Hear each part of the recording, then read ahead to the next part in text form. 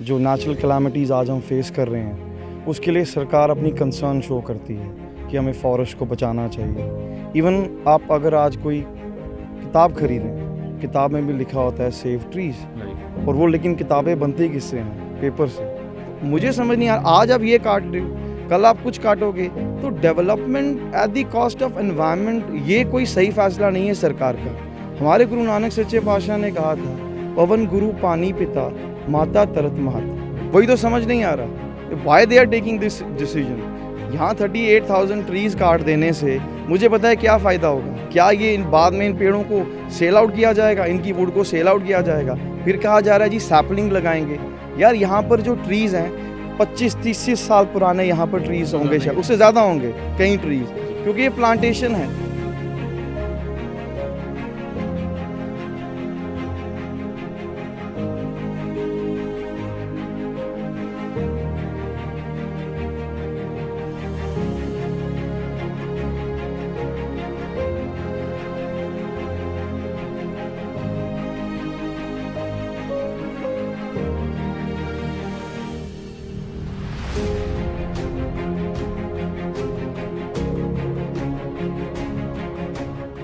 पेड़ हमें सांस देते हैं, ये काफ़ी बार आपने सुना होगा। बचपन से लेकर जब आप ज्योग्राफी की अपनी पढ़ाई करते थे, या 10वीं में 12वीं में, बाकी सब्जेक्ट्स आपने चेंज भी कर लिए हो, बावजूद उसके जगह जगह पर जाकर ये बातें निकलती हैं कि प्लांटेशन कीजिए, ट्रीज़ लगाइए, सेव ट्रीज़, ऐसी कई सारी बातें निकलती हैं जिसके कई सारे फ़ायदे होते हैं। बट सरकार जम्मू एंड कश्मीर की एक अब बात पलट चुकी है कि हाई कोर्ट कॉम्प्लेक्स, जो कि ऑलरेडी जानीपुर में है, उसको रायका में, जिस जगह हम खड़े हैं वहाँ पर जो है बनाया जाए, और ये जितने भी पेड़ हैं इनको काट कर एक कंक्रीट का नया जंगल जो है वो तैयार कर लिया जाए। जो नेचुरल जंगल है उसे काट दिया जाए। कितना सही है, कितना गलत है, ये जानने के लिए हमारे साथ जुड़े हैं कंवल सिंह जी, जो कि कॉलमनिस्ट हैं। कई बार हम इनसे बातचीत करते रहते हैं और सोशल मुद्दों पर कई बार बातचीत करते कहते हैं। हमने रिक्वेस्ट की इनसे कि थोड़ा टाइम निकालें। और सर, रायका एक ऐसा जंगल जो कि बचपन से हमें कहा जाता था कि लंग्स ऑफ जम्मू है ये। अब सरकार ने एक फ़ैसला लिया है कि वाइल्ड लाइफ क्लियरेंस भी माना जा रहा है कि शायद मिल चुकी है। 38,006 टू बी प्रिसाइज, इतने पेड़ कटने हैं। कितना सही डिसीजन आप समझ रहे हैं?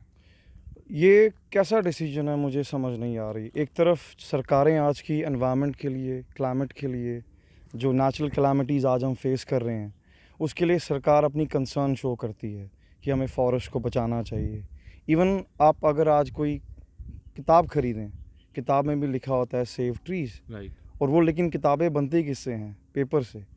जब मैं आज रायका आया, या आज हम रायका आया, यहाँ पर इतना डेंस फॉरेस्ट है। यहाँ पहुँचकर पहली चीज़ें मैंने देखी है रेड रिबन, क्योंकि जो क्लाइमेट फ्रंट जम्मू एक ऑर्गेनाइजेशन है जिसकी ये मुहिम है कि रायका को बचाना चाहिए, और हम भी उनको सहयोग दे रहे हैं। उनके ये इमोशंस हैं सर। और आप देखिए, उन्होंने पीस ऑफ पेपर्स पे यहाँ मैसेज भी लिखे हैं कि their concern for the environment for these forest.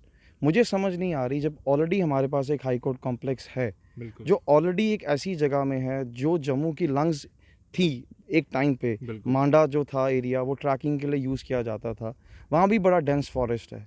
उसको यहाँ शिफ्ट करना कि किस तरह का डिसीजन है?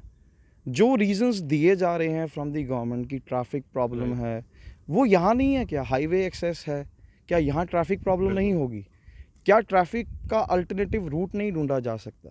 इवन जो लॉयर्स हैं, कुछ एसोसिएशंस हैं जो लॉयर्स हैं, उनका कहना है कि we don't need a separate complex. इस कॉम्प्लेक्स को चेंज करने की कोई ज़रूरत नहीं है। मुझे समझ नहीं आ रही how can national green tribunal इसको क्लियरेंस दे सकता है जम्मू कश्मीर के इस ग्रीन कवर को, क्योंकि जम्मू कश्मीर में देखें ना आपको यहाँ स्मॉग का इशू मिलता है, ना एयर पोल्यूशन मिलती है। This is for the only reason कि यहाँ पर आपको डेंस फॉरेस्ट कवर मिलेगा, क्लीन रिवर्स मिलेंगी, यहाँ एक क्लाइमेट कंट्रोल रहता है। वो उस तरह से दिल्ली पंजाब वाला इश्यूज़ यहाँ देखने को नहीं मिलते। ये this is because of our natural resources. Jammu Kashmir के अंदर रिच नेचुरल रिसोर्सेज हैं, वेदर वो रिवर्स हैं, वेदर दीज फॉरेस्ट एरियाज़ हैं। और आप सोचने वाली बात है कि आप देखें जम्मू कश्मीर का युवा, जम्मू कश्मीर के लोग इतना कंसर्न शो कर रहे हैं इस चीज़ के लिए, फिर भी सरकार एडमेंट है इस फॉरेस्ट को काटने के लिए।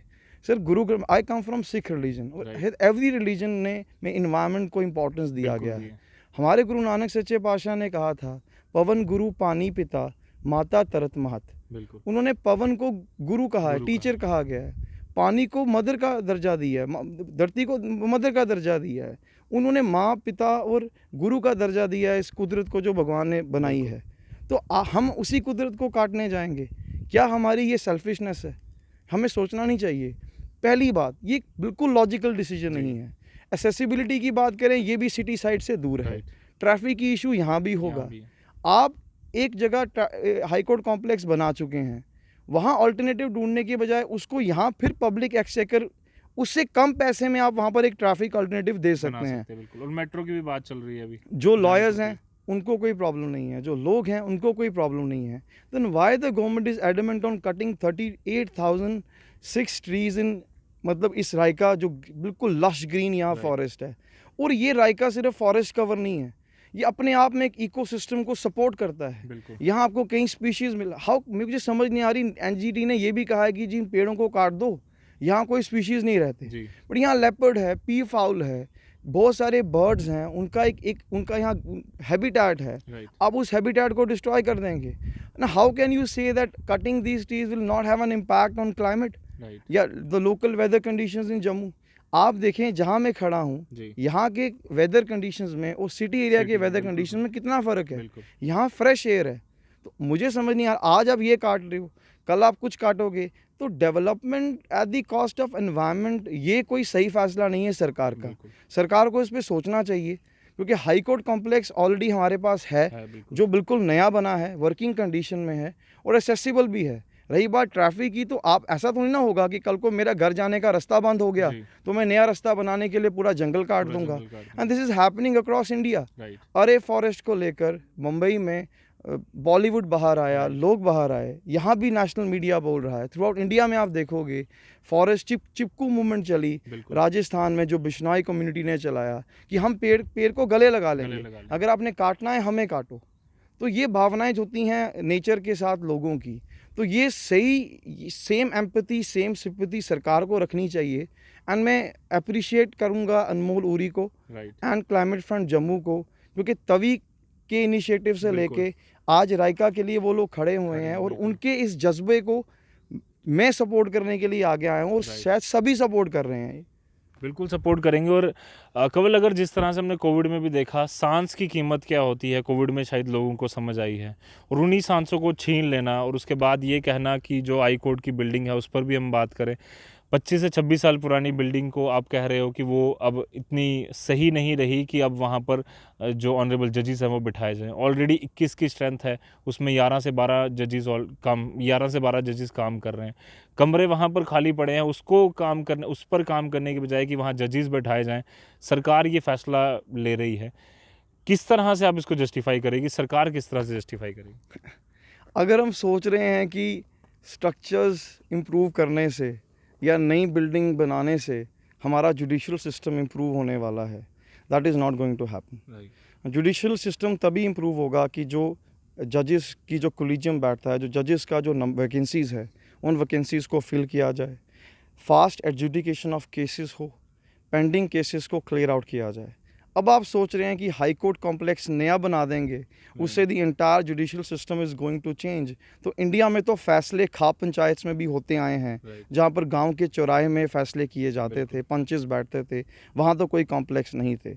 सो टू गिव जजमेंट या to resolve issues you need wisdom rather than going on कि हम स्ट्रक्चर्स चेंज करें, नई बिल्डिंग्स बनाएं। तो ये तो मुझे कोई लॉजिकल डिसीजन नहीं लगता कि somewhere down the line that is going to improve the judicial system या judicial mechanism in Jammu and Kashmir. That is not going to happen, because सरकार की परप्लेक्सिटी यहाँ दिखाई देती है कि एक तरफ आपने कैट बेंच के लिए सारे केसेस ट्रांसफ़र कर दिए थे, 32,000 केसेस अराउंड, कि यहाँ से बंदा जाके प्लेग्ड कैट बेंच चंडीगढ़ में जाके अपना केस को जो है डिस्प्यूट जो है वो रिजॉल्व करवाएगा, और उसके लिए यहाँ मुहिम चलाई गई, bar association and advocates, even Geeta Mittal ma'am ने इनिशिएट किया, तब जाकर जम्मू को कैट बेंच मिला है। और दूसरी तरफ आप बोल रहे हो जी उससे होगा, this is not going to happen. आप ये इसका कोई लॉजिकल रीज़न नहीं है। आप बोलें कि this is going to solve the issue of traffic, वो नहीं है, या इस वक्त नए कॉम्प्लेक्स की ज़रूरत है, बिल्कुल नहीं है, क्योंकि लॉयर्स खुद कह रहे हैं नहीं है। इंडेंट्स फाइल हुए कि यहाँ पर फॉरेस्ट नहीं काटा जाएगा, कॉम्प्लेक्स नहीं बनेगा, but at the end of the day NGT ने अप्रूवल दे दिया। तो ये किस तरह का सरकार का फैसला है? आप या तो उनको ज़मीन चाहिए, because when you are going to cut 38,000 trees, आपको बिल्कुल एरेबल लैंड मिल जाएगी, लश ग्रीन लैंड मिल जाएगी, आपको कुछ करना नहीं पड़ेगा। या तो आपको लैंड चाहिए, जी। और कोई रीज़न तो मुझे दिख नहीं रहा, क्योंकि ना अगर फायदा किसको हो रहा है? ना आम जनता को फायदा है, ना लॉयर्स को फायदा है, ना बाकी जो लोग हैं, ना एनवायरनमेंट को फायदा है, तो फायदा हो किसको रहा है अल्टीमेटली? वही तो समझ नहीं आ रहा, why they are taking this decision. यहाँ 38,000 ट्रीज़ काट देने से मुझे पता है क्या फ़ायदा होगा। क्या ये बाद में इन पेड़ों को सेल आउट किया जाएगा, इनकी वुड को सेल आउट किया जाएगा, फिर कहा जा रहा है जी सैपलिंग लगाएंगे। यार यहाँ पर जो ट्रीज़ हैं 25-30 साल पुराने यहाँ पर ट्रीज़ होंगे, शायद उससे ज़्यादा होंगे कई ट्रीज़, क्योंकि ये प्लांटेशन है। हाउ आप इसको, अब फॉरेन में भी जब एक जगह से फॉरेस्ट दूसरी जगह शिफ्ट किए जाते हैं तो ट्रांसलोकेशन की जाती है ट्रीज़ की, रूट से अपरूट किया जाता है प्लांट, और विद रूट्स उसको दूसरी जगह प्लांट किया जाता है। That is not going to happen here. आप तो एक साथ ये सारे पेड़ काट देंगे, उल्टा ये क्लाइमेट में इम्पैक्ट करेगा, जम्मू अपनी लंग्स खो देगा। फॉरेस्ट जो कवर है हमारा सिदरा का, जो यहाँ से एक ड्राइव का मज़ा आता था, when you come from Jammu and go to Batra and other places, लगता था you are travelling to any foreign country, क्योंकि ये लश ग्रीन आपको फॉरेस्ट देखने को मिलते थे। कोई अर्बन यहाँ स्प्रॉल नहीं है, बिल्डिंग्स नहीं है। तो आप देखें दिल्ली का क्या हालत है। बिल्कुल। रायसीना हिल में एक बारी में एक टाइम पे रिच फॉरेस्ट कवर था, आज आपने काट दिया। Delhi is under smog, under air pollution. Air filters लगाए, एयर क्वालिटी इंडेक्स देखें जम्मू का और जम्मू कश्मीर का, या जम्मू का प्राइमरली, और बाकी स्टेट से कंपेयर करें, ना यहाँ स्मॉग की इशू है ना एयर पोल्यूशन का इशू है। तो कोई तो रीज़न होगा ना। तो कोई तो, हम बचपन में हमें पढ़ाया जाता है कि plants a source of life, वो ऑक्सीजन का मेन सोर्स है। तो आप अगर विदाउट एनी रीज़न, या तो कोई रीज़न हो, देयर इज नो रीजन इसके पीछे की हाई कोर्ट कॉम्प्लेक्स क्यों शिफ्ट करना है। ऐसा तो है नहीं कि यहाँ से पेड़ उठा के तो आप हाई कोर्ट में लगवा दोगे सारे। वो कैसे होने वाला है? ये एक पेड़ को यहाँ पर लुक एट, बाकी जो गवर्नमेंट हमें फैसिलिटीज़ मिलती हैं उस चीज़ों को ऊपर ध्यान रखें। यहाँ पर ह्यूमन लाइफ की वैल्यू नहीं है, तो ये तो प्लांट्स हैं। बिल्कुल किसी ने बड़ी सही बात लिखी है कि हम लोग इतने सेल्फिश हैं कि पहले पेड़ काटते हैं, फिर उनसे कागज़ बनाते हैं, फिर कागज़ पे लिखते हैं जी सेव ट्रीज। सो ये हमारी हिपोक्रेसी है और कुछ नहीं है। बिल्कुल। साथ में ये भी हमने देखा कि कई सारे और जगह जहाँ पर कंस्ट्रक्शन के ऑलरेडी काम चल रहे हैं, जैसे अखनूर हाईवे की बात ले लें, तो 50-50 साल पुराने जो पेड़ काटे गए, अभी तक तो हमें दिख नहीं रहा कि कहीं पर उसके कुछ अल्टरनेट्स उन्होंने बनाए हो। जैसे गवर्नमेंट के लॉज भी कहते हैं कि 5 या 10 पेड़ एक पेड़ की जगह लगाने हैं, उस तरह का भी कुछ हमें खासा देखने को मिला नहीं।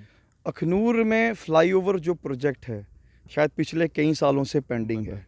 कोई कह रहा है कॉन्ट्रैक्ट्स की पेमेंट पेंडिंग है, या जो कंपनी को कॉन्ट्रैक्ट दिया था वो वापस ले लिया, तो वो पिछले 3-4 सालों से प्रोजेक्ट लग रहा है।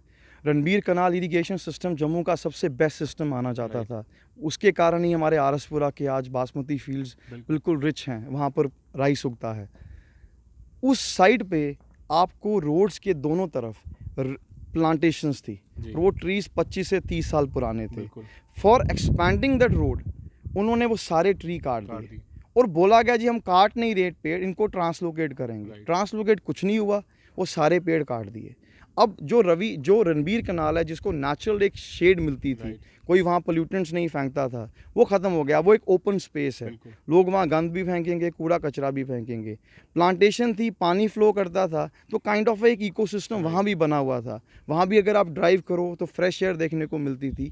कल को वहाँ पर अगर फॉर एग्जांपल गाड़ियाँ चलती हैं, उनसे स्मॉग थी, पोल्यूशन थी, वो सब ऑब्जॉर्व कर लेती थी, वो जो प्लांटेशन जितनी भी थी। आम लोगों को ये कॉन्सेप्ट समझ नहीं आएगा, because the moment you lose it आपको लगेगा क्या ही हो गया यार, रोड एक्सपैंड होगी।